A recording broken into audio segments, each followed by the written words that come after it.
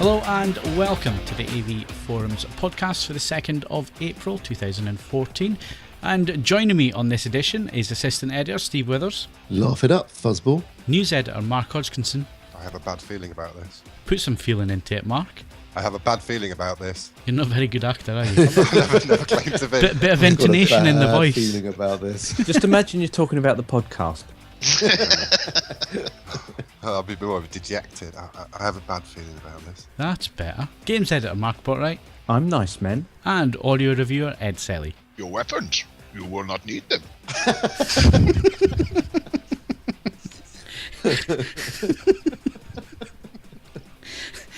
Okay. Ed, why not tell us all about these 600 quid earphones that we're all desperate to know about so we can all go out and buy them? Well, I sense a mild degree of scepticism with you there, Mr. Hinton. Maybe sarcasm. Well, I think for some people, just the sheer psychological boundary of a pair of earphones that cost £600, I might as well be, trying to plough the sea. But the review should be up by the time the podcast goes out. It's abundantly clear after spending some time with them that the Sennheiser IE800, they really have taken a clean sheet of paper. They've looked at all aspects of how they function, how you use them, what they're likely to be used with. And I stand by my comments at the end of the review. If we discount the slightly specialist world of earphones that are actually molded for your ear canal, which is a slightly different business, mainly for sort of pro musicians, this is, in several years of listening to them, this is the best in-ear earphone that I have ever listened to. And that's not simply in an absolute sense where everything else is perfect. They're connected to a high-quality headphone amplifier and all that. Obviously, they're extremely good under those circumstances. You would expect nothing less.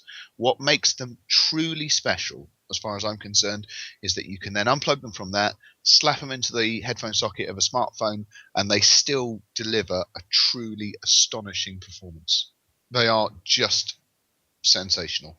And as I say, if you spend your life commuting by public transport and just watching people on the train around you, and you just want to block out the horror of modern commuting, they are as good as you get, and entirely free of some of the sort of limitations that I've found with some of these designs. They are comfortable to wear for long periods because they don't require you to stick sort of foam molds into your ear canal to get a proper mold of your ear. They get going up and running immediately, and I'm absolutely convinced that they are worth the not inconsiderable asking price.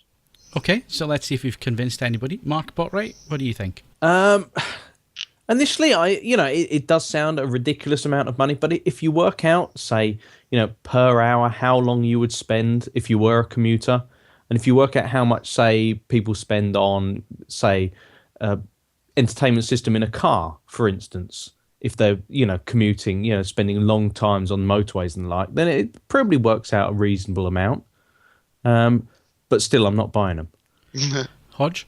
£600. I mean, the most I've spent on headphones is about 300, and I don't like in-ears. I find them very uncomfortable usually, although I would hope for 600 quid they might have addressed the comfort issues. I'm just looking at a preview of Ed's review now. What are the cool little bits on the back, the two exhaust pipes? What do they do? Well, they are tuned array bass ports, which is decidedly odd for an in-ear. And they're in fact the only real piece of metal in the whole business of it. The housing itself is ceramic to cut down on resonance and to make sure it's nice and robust. And I will say, comfort-wise, as you might expect, they supply you with a fair number of foam bungs. A lot of the competition at this price, they're using armature drivers, and then there's sort of 4 or 5, as many as 4 or 5 armatures in each earphone, and that makes for something which looks quite sort of bulbous and indeed can often be quite uncomfortable. Whereas these, if you genuinely cannot get on at all with in-ear earphones, they still need to go in your ear. So there's no getting around that. But I thought they were extremely comfortable, and they are extremely light. as well, so they don't place a huge amount of strain on either side of the head. And yeah, as I say, someone has put a lot of thought into just how people are likely to use them. Little things like the case, it's not particularly beautiful, but it's a cinch to get the earphones in and out of them, so you will use it, and it keeps everything where it should be, and it's going to avoid putting any strain or stresses on the cable, keeps everything nice and tidy. It's just a superb product. As I say, I mean, I don't know if my recommendation will stand, but I have, in my opinion, I have awarded them a reference status, not simply because they sound fantastic, but they are the best engineered and best thought out pair of earphones that I've used. They are literally what happens when a group of people that genuinely care sit down and are given the resources required to make a no compromise product. They are absolutely fantastic. You have to consider them in many ways like obviously it's just a shrunken version of things like the Datasat, ZT65.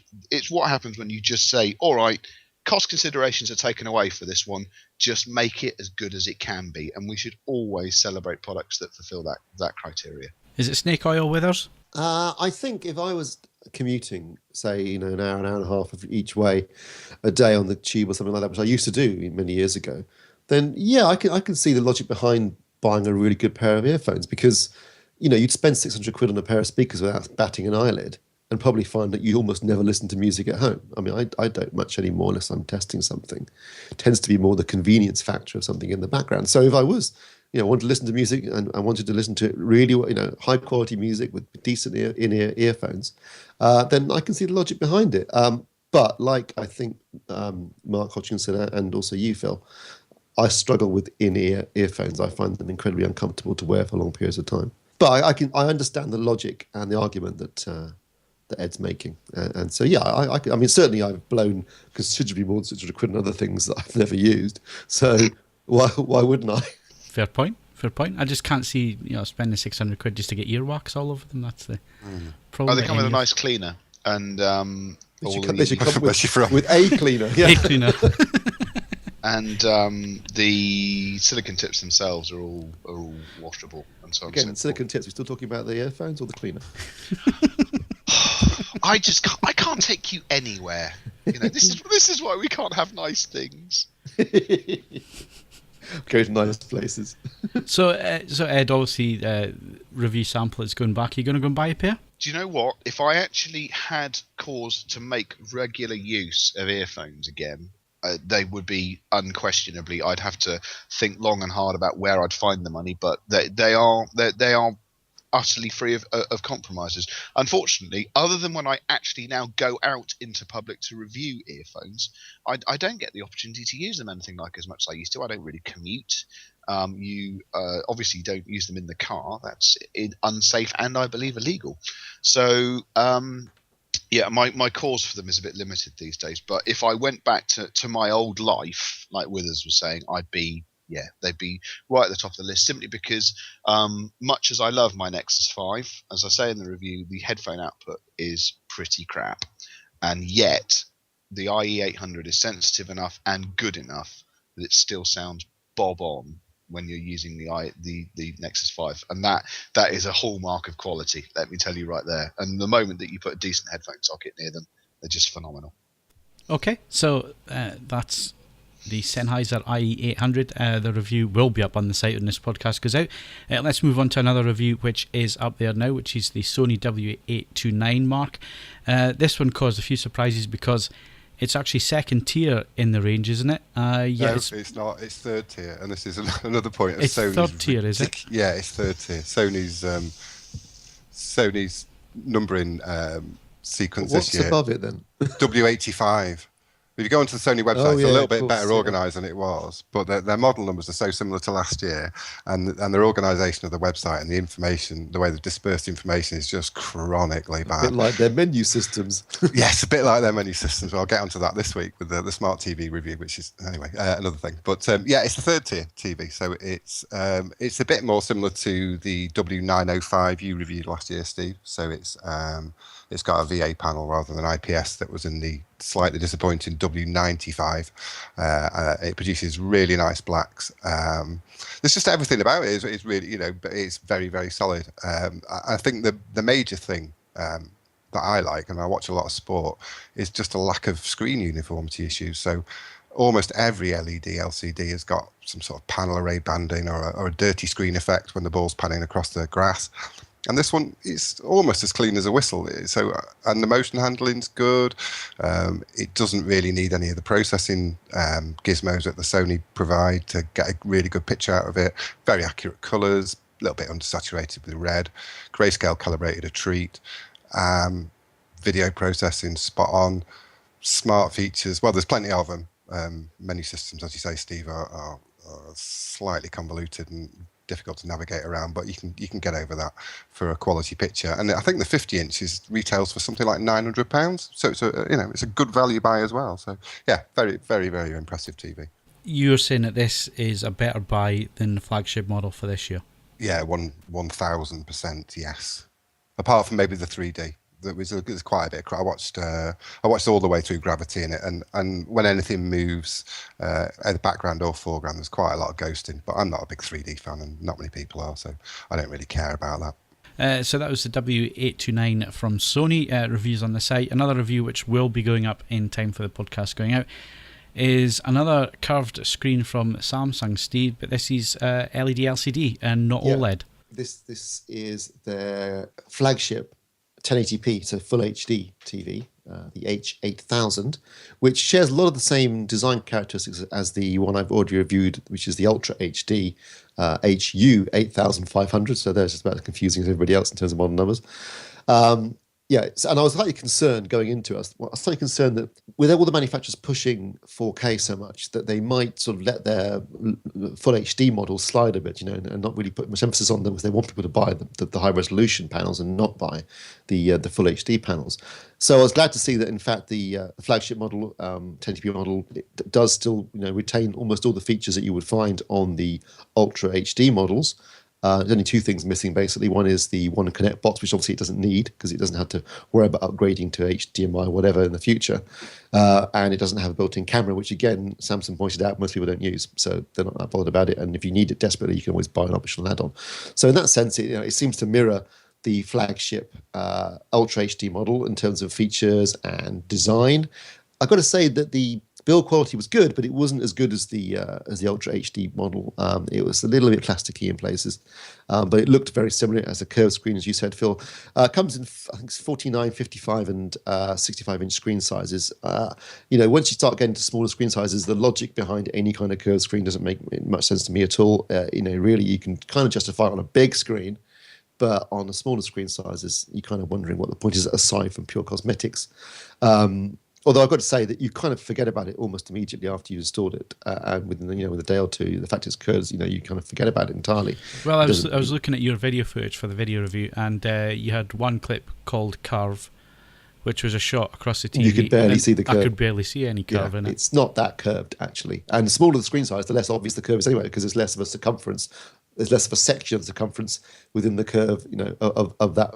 If you imagine a big circle, the larger the screen size. How many would you need for a complete circle? Good question. Two for an oval. It's not a major curve at all, in terms of the degree of a circumference. I think it's 5%, isn't it? Mm. Yeah. So, and in some respects it works quite well. What it is good for is things like if you're sitting close to the screen and gaming, it can be quite immersive. For 3D, it works quite well because you get a real sense of looking through into another world, if you like, a more immersive experience with 3D. And if you have light sources to the sides, it can be quite handy at eliminating reflections. However, if you've got a light source directly in front of the screen, which obviously I would never recommend anyway, that could be a nightmare because the reflections spread across the entire screen are kind of stretched along it because of the curve. So definitely avoid any light source directly opposite the screen. But that would be recommended generally. With any TV, don't do that if you can avoid it.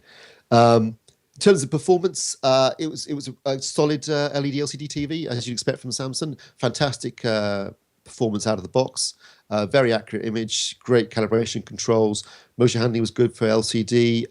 The only sort of fly in an otherwise flawless ointment was some backlight uniformity issues. But as Mark's just pointed out, that's pretty. It's a bit of a lottery really when it comes to LED, LCD TVs. You're going to get a little bit here and there. It's just the nature of the technology. My only concern is that last year's Samsungs were really good actually in terms of uniformity, and or at least the ones that we reviewed were. And I'm wondering whether curving it is just making it even more difficult to bounce the light behind the panel. So, but the only way you can really tell from that is to see some more models, obviously. But otherwise, no dirty screen effect. No banding. So a good solid performer. Certainly, if you're in the market for a new full HD TV, it's worth looking at. Obviously, whether you like the curve or not, it's going to be a matter of personal taste. But yeah, it looks nice. It performs well. It's got loads of features. It's a classic Samsung TV. And yeah, good all-round performer. Did you get to try out the? Does it have their own calibration controls in it? Oh, you mean the separate ones, the ones that were on the? Yeah. They haven't launched that yet. Oh, they're not. Okay. They're still testing it. But that is something that will be that applies to a lot of the upcoming Samsung TVs. There will be software that you can run that will be made available largely to professional calibrators that will allow them to calibrate the TVs. But although, to be fairly honest, you can get it really, really accurate just using the controls that are already there. I think this is meant to be more of an automated feature, isn't it? But certainly using the calibration controls that are available, you can get an absolutely spot-on picture. How much is it? Good question. 2,300, roughly. Well, again, that's the indicator price. Obviously, it's dependent on the retailer. Yeah. So, dirty screen effect, banding, uniformity issues, people are just going to have to get used to this now, seeing as there's no more plasmas on the market, guys. That is a valid point, Phil, because someone, I think on my review of the HU8500 was talking about black levels and this sort of stuff. I said, well, listen, mate, there are no plasmas anymore, so this is it. This is what you've got. And there are more OLED screens to choose. You don't have an option aside from buying a second-hand plasma TV. And I'm not here to review against products that don't exist anymore. We can only review against what's the current lineup. And I think people need to understand that now. When they start talking about, our scoring, I'm not scoring against the ZT65. It doesn't exist. I'm scoring against the other LED LCD TVs on the marketplace. Yeah, we're now scoring non-negatives as positives. if you see what I mean, though, the lack of something is now a positive. So good is now an absence of bad. Yes, exactly. It's going to be a strange year this year. Very strange when it comes to reviewing. Obviously for you guys, I've got fond memories of plasma, and I'll stick to them. Yeah. Still got 2 in my living room, so there you go. Right, so that's wrap up of the hardware. What else have we got coming in April, Steve? I have got the Denon X2000, which is an entry-level AVR, which you can pick up for £299 at the moment, so a hell of a cracking price for what is a great little performer. The Cambridge Audio Aero speakers, 7.1 package, that we've talked about briefly previously. That, again, I do understand now, having reviewed them, what Ed meant about the look of the speakers, the design. It is a bit, what's the word? Utilitarian? Prosaic, yeah, well done. But they do sound great. And then, as I said, in a dark home cinema, you don't look at the speakers, but the important thing is that they sound good, which they do. And I've also got an Epson TW7200, which is a sort of mid-range projector that's just arrived for review. Yeah, that's about it. And you got the TW9200 as well, which will be up. Oh, that hasn't gone up yet. Yeah, sorry, that will be up by the time. Yeah, you've only had it for 2 months. Yeah. News today as well about a new Sony projector, and it's kind of a bit strange, this one, because it looks identical to the HW55. I can't see any sort of real features missing on it, yet it undercuts it quite a bit. By £1,000, I think, nearly. It's about £1,800, which is absolutely incredibly aggressive pricing point from Sony. And that's considerably cheaper than the majority of the competition. And looking at the spec sheet, I think, did it have a dynamic iris markup? No, I think that's the one. That seems to be the only thing missing. And I've got to say, to be honest, not a massive loss. Yeah. So yeah, that's a really, really aggressive price from Sony. Yeah. So that's the HW40ES, and we're getting that in beginning of May, Steve. Beginning of May, yeah. So let's go, Ed. Ed, what audio audiophile greatness have you got coming this month? Well, I'm trying to be slightly less high-end lunatic. I'm always conscious that whenever I say I've got coming in the month, if at best I quote 4 products and then normally deliver one of them. But I'm really confident. I have mentioned it before. We've got a nice, affordable speaker package from Dali, hopefully earlier on in the month. And then, as I'm sure, in a big pile towards the end of the month, a larger speaker package from a German speaker band called Quadral. And then I will be scooting around again. I'm going to try and do some things which are, a little bit more sensible after a £600 indulgent pair of earphones. I'm hoping to get in the least expensive pair of earphones that Shure, who were the original high-end earphone company, have ever made. They're £46, which even adjusted for inflation is the least expensive earphone they've ever made. And I want to see if all the things that make Shure earphones what they are, if any of them have managed to survive the trip down to this almost disposable price point. So we'll see how we go with that. Cool. So let's go to Mark Botwright. What's the games team got coming up in April that we can look forward to, Mark? Quick, someone open the thread. Let me just think. April. It's a very old PC. I have to open it up.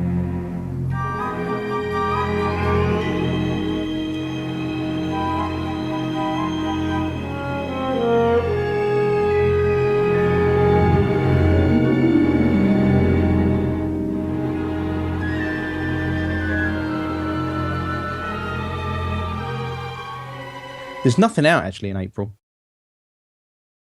Okay, so not a lot for gamers to look out for, but I'm sure the Tracking podcast coming up then. It's going to be absolutely stellar as usual.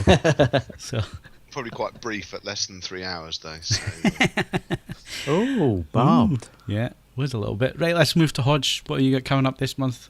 Immediate future are a couple of audio products, which is Denon's soundbar. I've forgotten the number for, something like DHT 1536. It's not that, but it's something like that.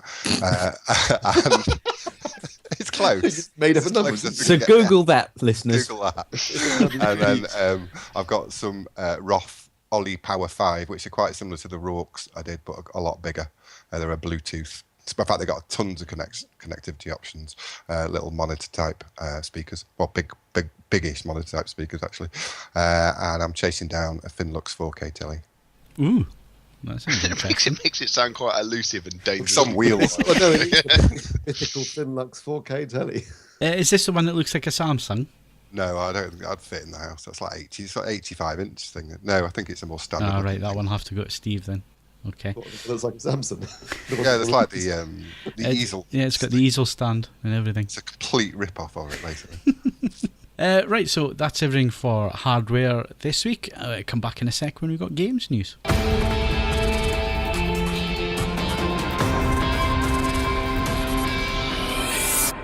So, Mark, gaming news. The Last of Us coming to the PS4, is it? Yes, sounds very much like it is.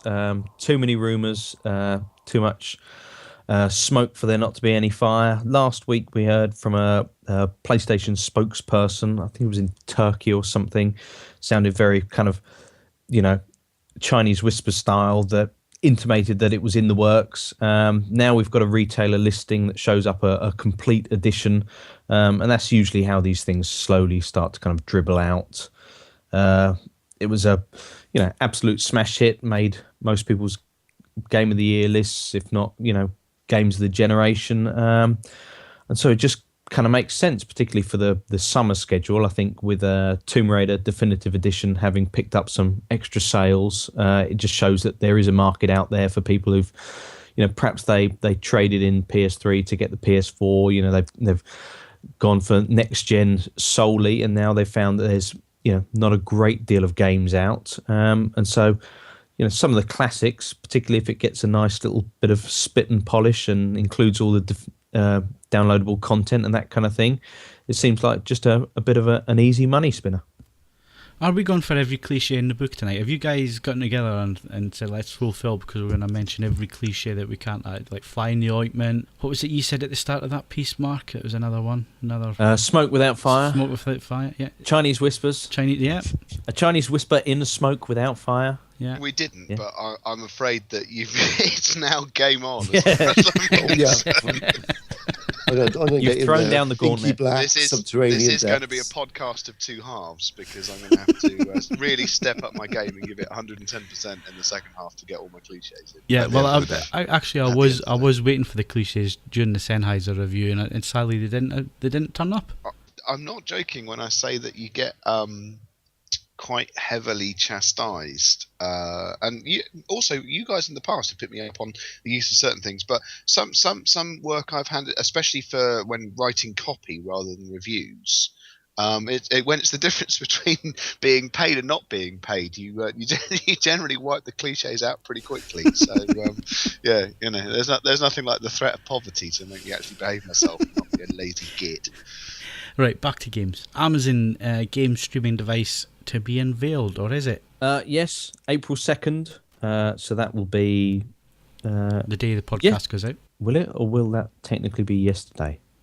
No, it's the day the podcast goes out. It's all right. So then it's today for listeners who are listening on April the 2nd, not later in the week.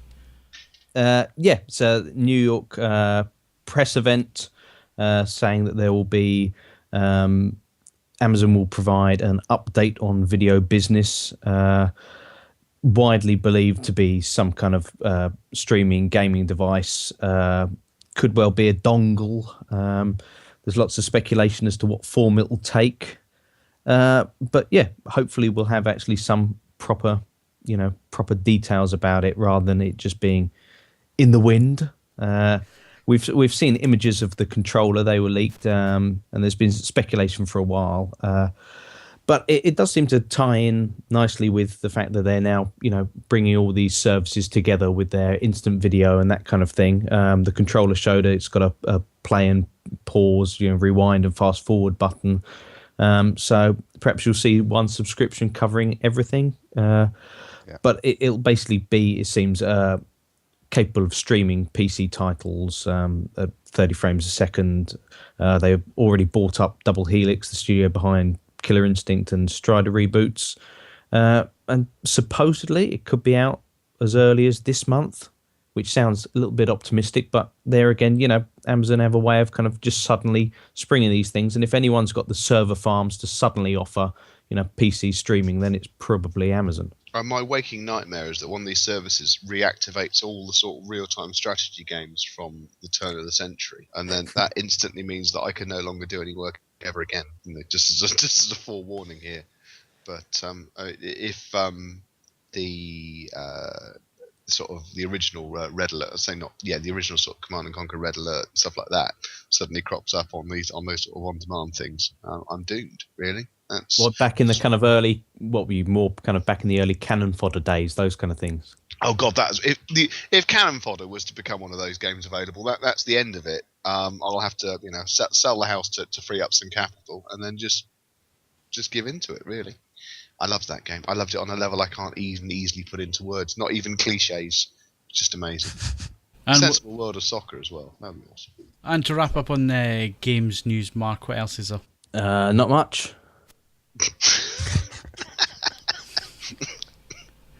I could make something up if you want. Yeah, go on. I'll do it. I don't know, actually. I was going to go for a cliche there, but I can't think of anything now. New Shenmue? Back of the net. Oh, yeah, yes. There's been a new Shenmue announced. Shenmue 3, finally, on the new Sega console. And everyone else has decided to quit building consoles just because they realise that it'll be just too awesome for them to compete with. Okay, there you go. And you heard it first on the AVForums podcast. Right, that wraps up games. We're going to go to movies next.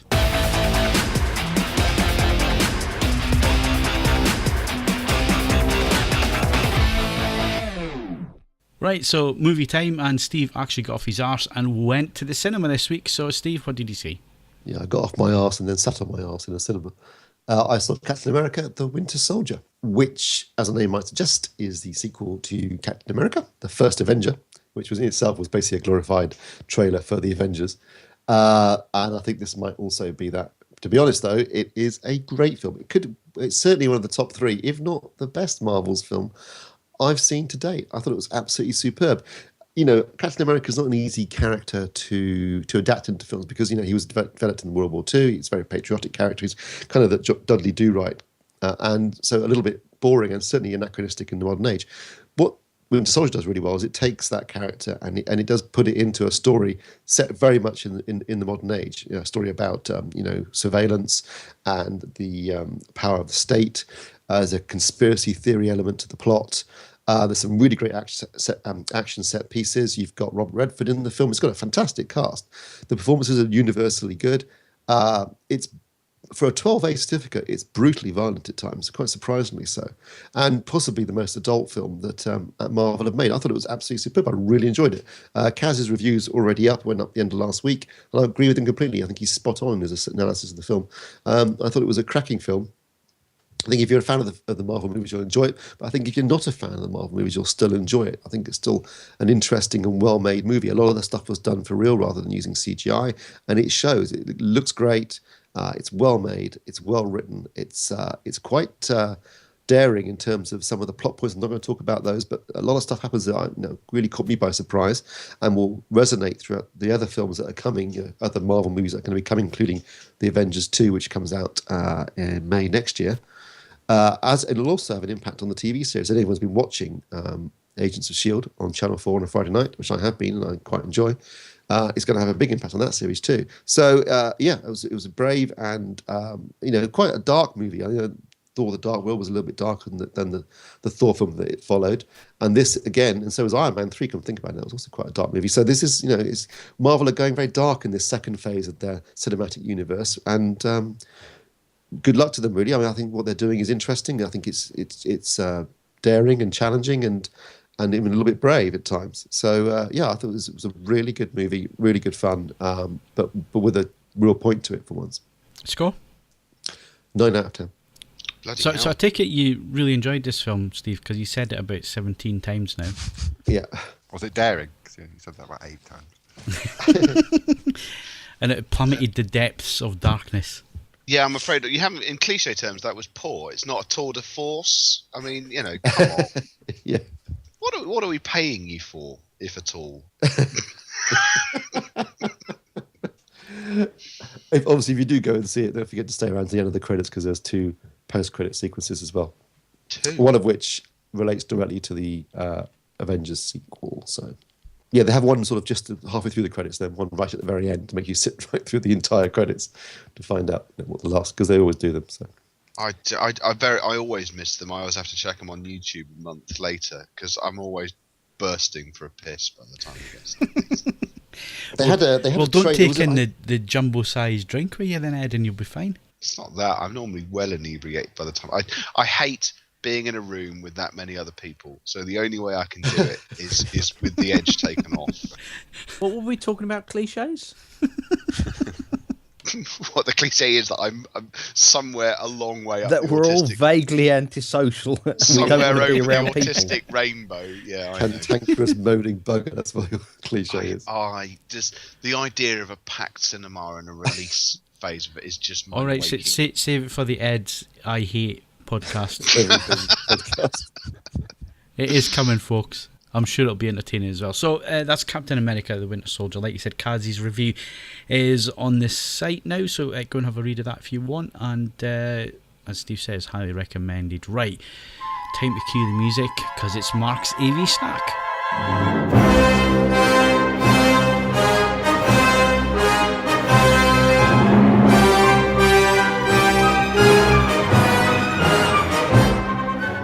Well, after being asked to theme something around the culinary wasteland that is Holland last year, you've asked me to do a Star Wars recipe. It was last week, not last year.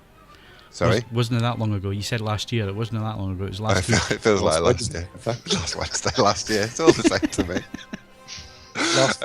So I came up with something Star Warsy, which was it's just a play on words. We had Baba Fettuccine was a candidate, but then I thought, well, no one's going to cook fettuccine. It's Boba Fett, not Baba Fett. Boba Fettuccine. I said it right. I didn't say Baba. I said Baba. said Baba. Check it. You said Baba. Check it in your bloody idiot. And then, so we're going for a hamburger with a twist. So I've actually got quantities this time. It's like a real recipe. So 500 grams of good mince, and I don't mean necessarily mince steak mince. I mean stuff with fat in it. That's good mince. A slice of bread, so a drop of milk, or enough to make your slice a bit soggy, so you can mush it up in your hands. A pinch of mixed herbs, plenty of salt and pepper, and a crushed garlic clove.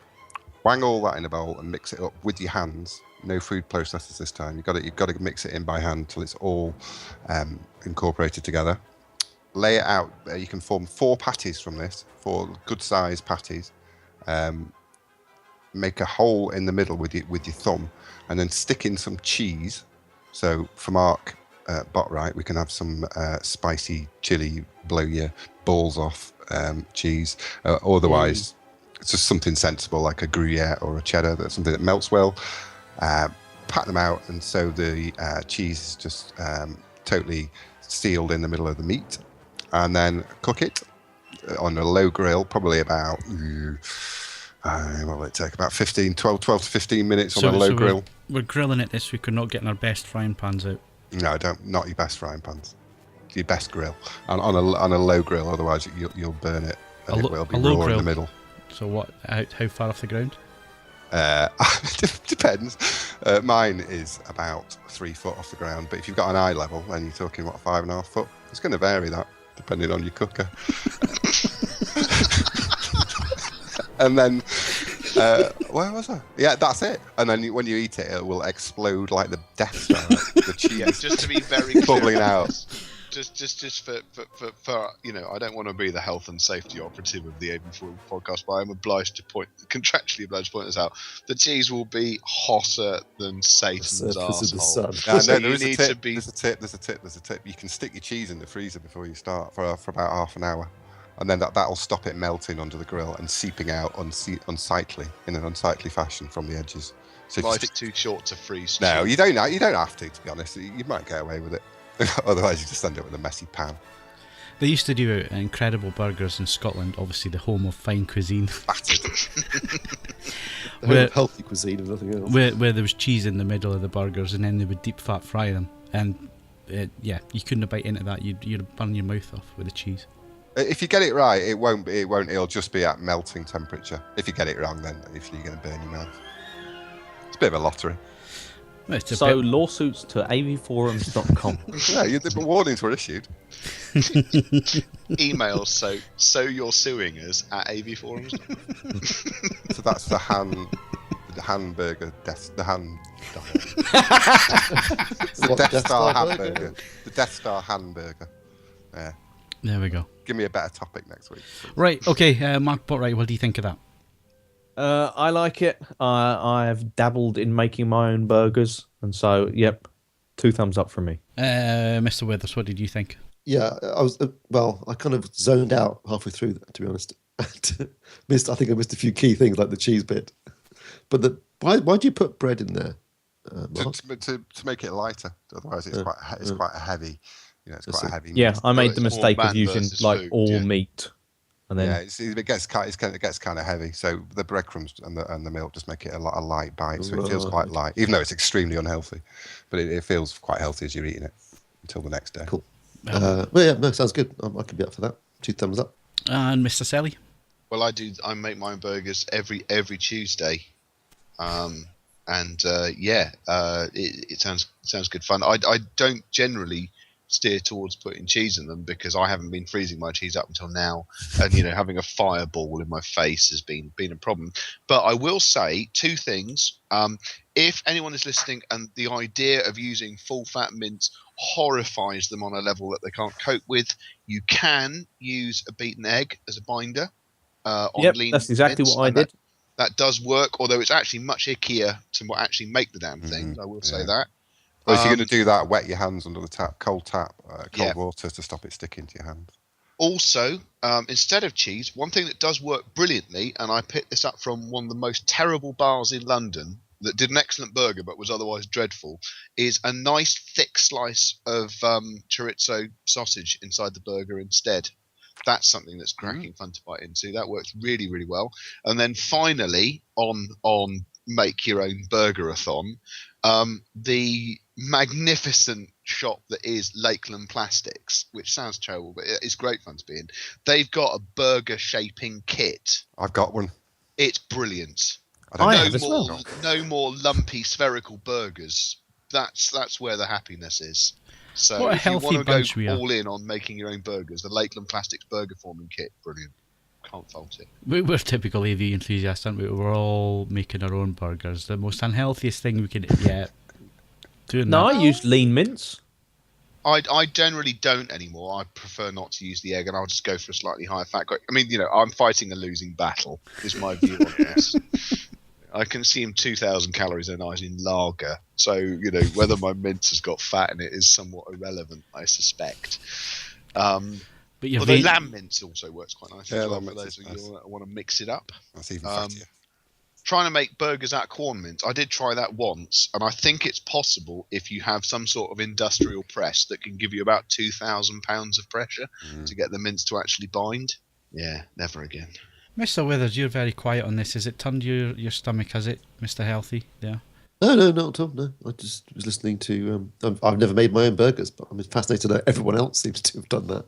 I'm pleased to say that Mr. Withers is hard at work, actually. He's multitasking like a demon for a man, because I just had an email pop up on my iPad saying that the Sennheiser review has been moved to done, which is lovely.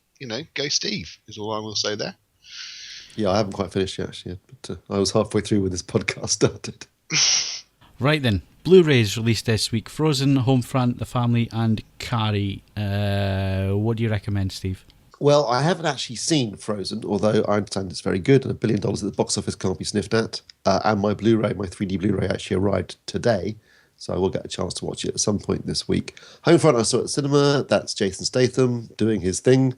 Basically an action film, which I quite enjoyed, actually. It was, it's nothing challenging. And I think it was written by Sylvester Stallone. But, it's one of those things. Yes, it was, wasn't it? He moves into a rural area. He's an undercover cop. He's basically kind of retired. He's with his daughter, and he falls foul of the local hard nut family. And then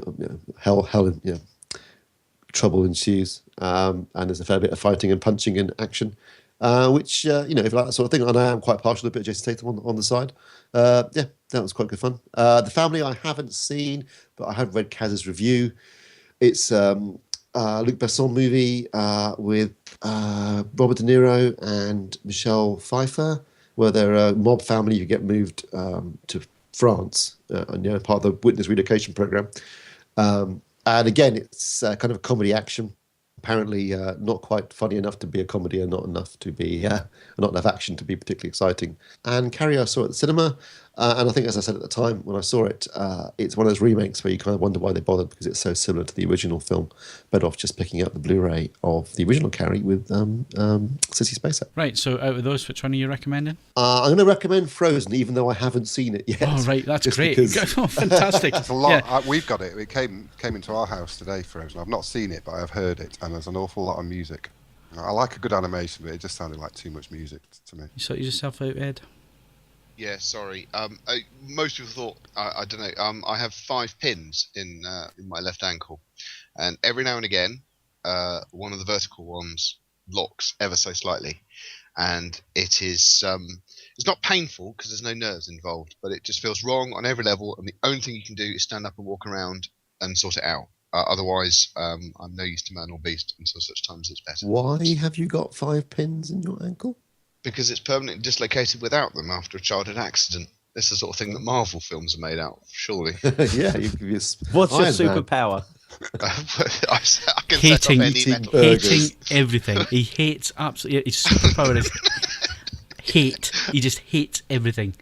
I don't have to take this from you. You have a list of dislike. I mean, if we do a themed, each podcaster's 15 minutes of bile, I don't have any doubt in my mind, Mr. Hinton, that your 15 minutes will be just as action-packed as mine. Oh, I don't know. We just touch on more of I mine. don't have a passion for hate. That's the thing, though. Well, I'll You It comes see- naturally. Yeah.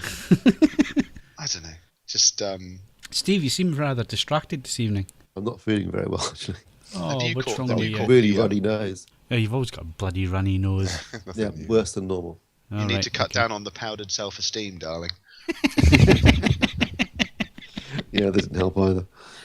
Joking aside, each day we do the podcast, Steve dutifully puts together our itinerary. Sometimes it's Steve has to sort of fend around and find things for us because we're too hopeless to actually find things for Steve. And this is a valid point. Many films, including a number of very, very fondly regarded films, Close Encounters, Blade Runner, Alexander, that's not fondly regarded, but it's in the list. And Watchmen, a film I've never seen. They all have multiple versions because directors keep messing about with it. My favourite film of all time, Apocalypse Now, obviously has Apocalypse Now and Apocalypse Now Redux. I believe this was a result. Someone who actually reviews films can correct me if I'm wrong. Alexander, is it now 4 different versions? Yeah, the reason I put this in 3 weeks ago was because Oliver Stone had announced that he was going to do a 4th version of Alexander. So he did the original theatrical cut, which came out, I think, in 2004. Then that was released on DVD. And then he released on DVD a director's cut, which, in all honesty, was a simplified version of the theatrical cut. He basically put it into more chronological order. He also didn't use the BC part because Americans couldn't understand what BC meant and didn't understand why the numbers were going in the wrong direction. So he had to simplify it and make it obvious that time was passing in one particular direction.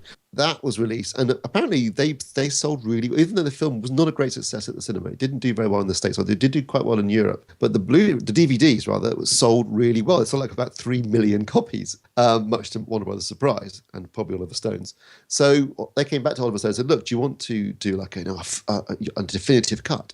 So he released the now rather inappropriately titled Final Cut about in 2007, I think it was. And that was like a 4-hour version of everything he had all thrown in.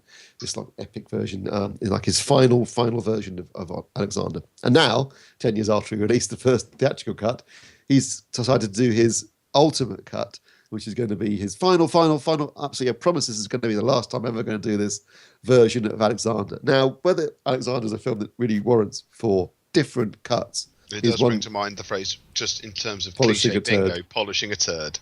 Yeah. Yeah. See, the thing is that you hear a lot of established directors say this, that the work is never finished, but once it goes out the door, you should just forget about it. There is a certain discipline to that, and there's some directors who, in the past, have made changes and then decided, why the hell did I do that, and gone back, and the one I'm thinking of there is E.T.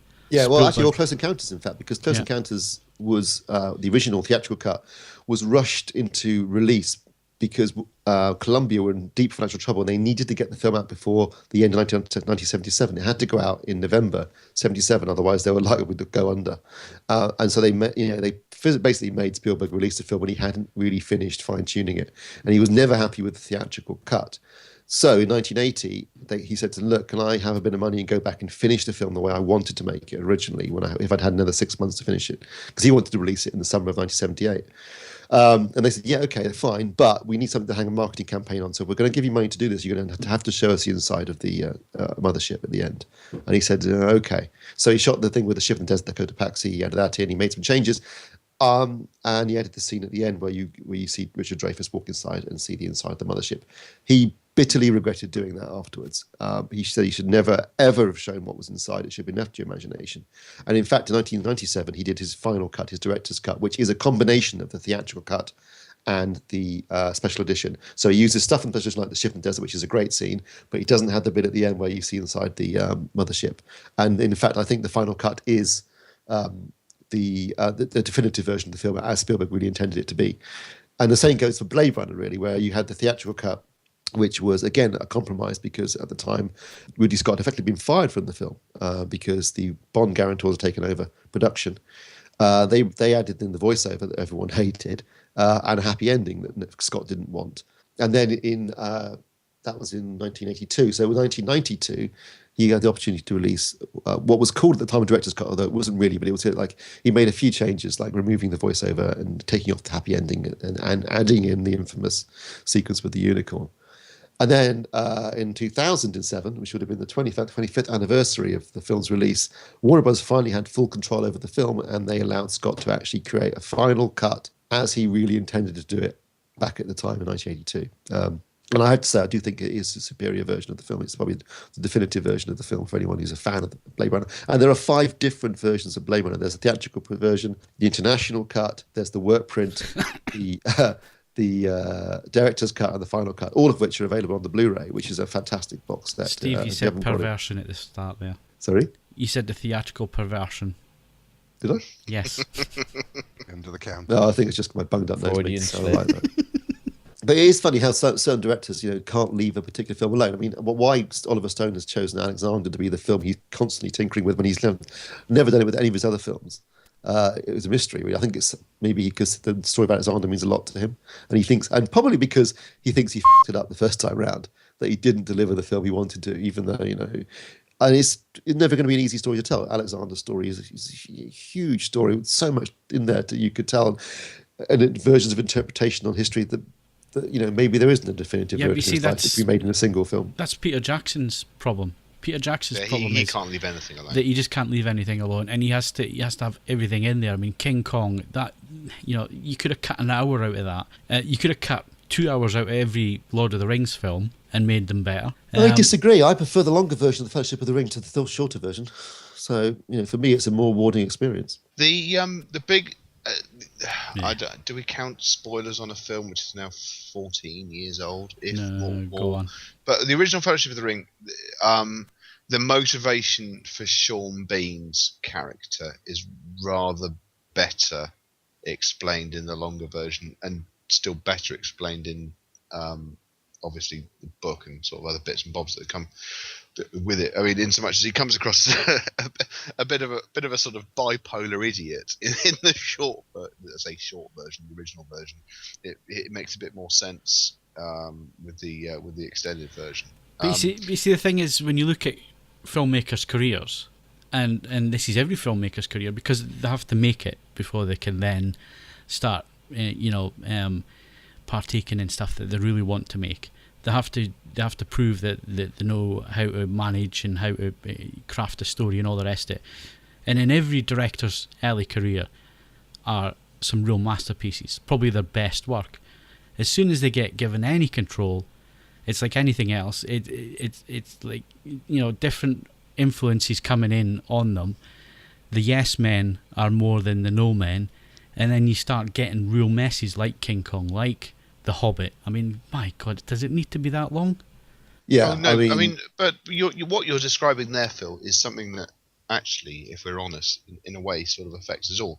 Our best work is always created when we're on the back foot, when we have either something to prove or something is on the line. My work's always A1 plus. Well, be that as it may, I make no bones about the fact that when something is either up against it or you've got something to prove or you've got something to sort out, it always improves. Yeah, you want me to do my best work? Piss me off. Well, that's how to get me riled. You get me riled, I'll prove you wrong. I think the interesting thing, you're actually a valid point, Phil, and I can understand Spielberg and Ridley Scott's desire to go back to Close Encounters and Blade Runner respectively and finish them off, because they were under pressure at the time they were being made. They had control taken away from them. There were other factors that meant they didn't make the film that they set out to make. With Alexander, I'm not quite sure what Oliver Stone's obsession with that is. That's obviously between him and the movie. With most of this other stuff, though, things like Lord of the Rings, and it's quite common now for director's cuts to come out later on. I mean, it's either partly a marketing thing, you can sell something twice, but also I think if you're, these days, in the old days, you released the film in the cinema, that's where everyone saw it. Maybe it was shown on TV later, but there was no real after-sale market. There was no home video market at the time.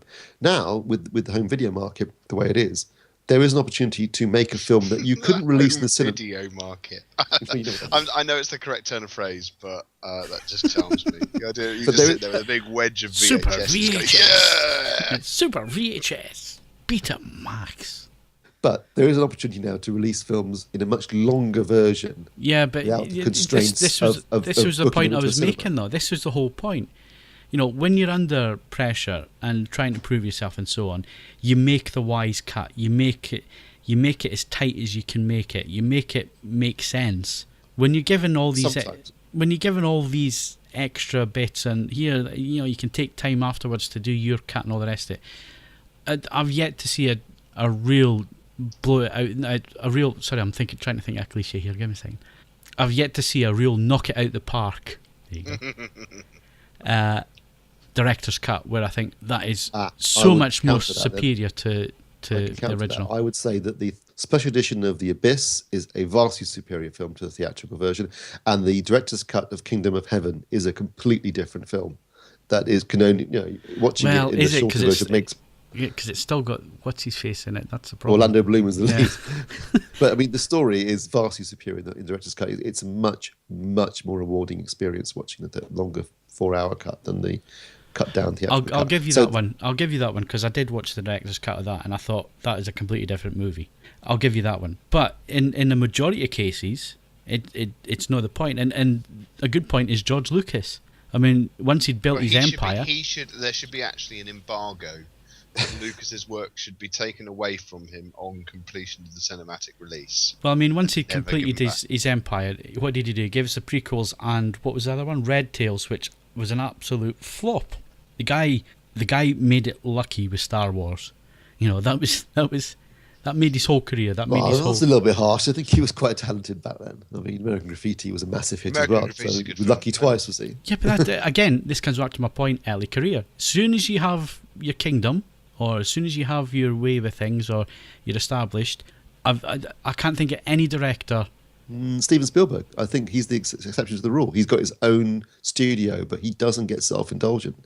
It's still about the story and making a tight piece of entertainment. Okay, I'll give you Jurassic. I don't think he's self-indulgent in the way that some of the directors I'll give you Jurassic Park and Schindler's List. But after Schindler's List, can you still say that? Well, whether they're great films is not an issue, but they're not self-indulgent and overly long. But has he made anything that approaches his early work after Schindler's? Munich was good. Yeah, hang on, Private Ryan. I mean, I enjoyed. I thought War of the Worlds was quite entertaining and a brave decision in terms Minority Report was decent. Yeah, Minority was great. Decent, but there wasn't a Jaws. Well, no, but God, Jaws is one of the best ones ever made. Come on. Well, I mean, I don't know whether that over and over again. I mean, I'll be honest. My favourite Spielberg film is Duel. I just think it's just fantastic in every single way, shape, or form. It's almost like, okay, then just to give himself a challenge, he should make him just do a film for the Sci-Fi Channel on the budget of the Sci-Fi Channel and see if he can still do it. Sharknado 3. Well, I don't know if he needs to constrain himself with what's gone before, but I think this is just kind of it's one of those situations where you can always say a little bit like with Blu-rays and DNR and the like, director's vision, and at what point do you just say a work of art is, and at what point do you say that it's finished? I also think to a certain extent it's almost like Kubrick's shadow looming over everything, which is the idea that if you give an auteur absolute freedom to do whatever they want, they will come up with, given enough time and enough money, a brilliant work of art. I just think there are the exceptions and then there are the rules. And I think for 99% of movie makers, it should be a case of just leave what's made and try not to go back with it. But when it comes to, say, like Oliver Stone with Alexander, I think it's just a case of he's not going to get that chance again. It was clearly something that meant a lot to him. He's unlikely to get, kind of someone throwing money at him to make that big kind of epic again, given the way that it flopped. And so he probably feels that he has enough there to, kind of rejig the pieces and finally make them fit. Well, no, Blair. I mean, I don't think Ernest Anders is as bad a film as people make it out to be. Anyway, I quite enjoyed it. I've got the 3 current versions, and I'll buy the 4th one just to complete my collection. Yeah, but we're getting back to that subject we did the other week there, where we just buy tap for the sake of buying. Yeah, no, but this is another good example. Yeah, films that I just keep buying. Can't stop Steve myself. just likes Rosario Dawson's boobs. That's the fundamental truth of it. They are magnificent boobage in that film. And if you want to see all of her, and I do mean all of her, check out Trance. Thanks for that tip, Well, Steve. And I think on that a bombshell. I'm amazed that you got through talking about Captain America without mentioning Scarlett Johansson. Yeah, well, good point. Well, on that note, we probably ought not to delay Mr. Withers. Yeah, I was just thinking that he's gone off on a. He's already celibacy. multitasking. Yeah, I mean his attention this evening has been wandering all over the place, so we'll let him get back to Scarlett. And that is it for the AVForums podcast this week. Mr. Hodgkinson's already departed. He's obviously away to make some hamburgers. So all I need to do now is thank Steve Withers, Would it help if I got out and pushed? Mark Botwright, Hurry up, goldenrod. and Ed Selley. Asteroids do not concern me. Don't forget you can follow us on Twitter and Facebook. Bookmark avforums.com for the latest reviews, news and video. Plus, why not leave us a rating on iTunes if you enjoyed the show. I'm Phil Hinton, thanks very much for listening, and we'll see you again next week.